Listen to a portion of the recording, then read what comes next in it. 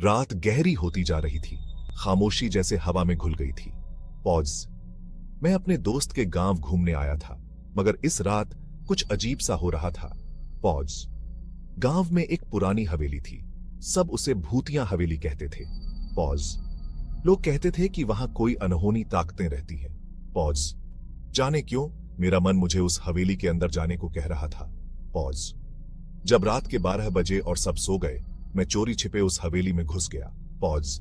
दरवाजे पर जंग लगा ताला था। मैंने उसे धीरे से खोला। पॉज। दरवाजा खुलते ही ठंडी हवा का एक झोंका आया। मेरी हड्डियों में कंपी सी दौड़ गई। पॉज। अंदर तो माहौल और भी डरावना था। पॉज। दीवारों पर पुराने पुराने चित्र टंगे थे, जो धुंधली रोशनी में और भी खौफनाक लग रहे थे। पॉज। धीरे धीरे मैं हवेली के अंदर की तरफ बढ़ने लगा। पॉज। अचानक एक तेज आवाज ने मेरा दिल थाम लिया। पॉज। मैंने पीछे देखा, मगर वहां कोई नहीं था। पॉज। मैंने हिम्मत करके आगे बढ़ना जारी रखा। पॉज। हवेली के सबसे अंदर वाले कमरे में पहुंचते ही मैंने देखा वहां एक पुरानी कुर्सी अपने आप हिल रही थी। पॉज। मैं तो दंग रह गया। पॉज। कुर्सी के पास एक पुराना आईना था। उसमें कोई धुंधली सी शक्ल दिख रही थी। पॉज। मेरे पैरों में जान नहीं रही थी, मगर मैं अपनी नजरें उस आईने से नहीं हटा पा रहा था।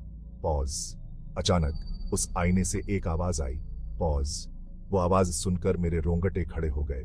पॉज। तुम्हें यहां नहीं आना चाहिए था। पॉज। मेरा दिल जोर जोर से धड़कने लगा और मैं वहां से जान बचाकर भागा। पॉज।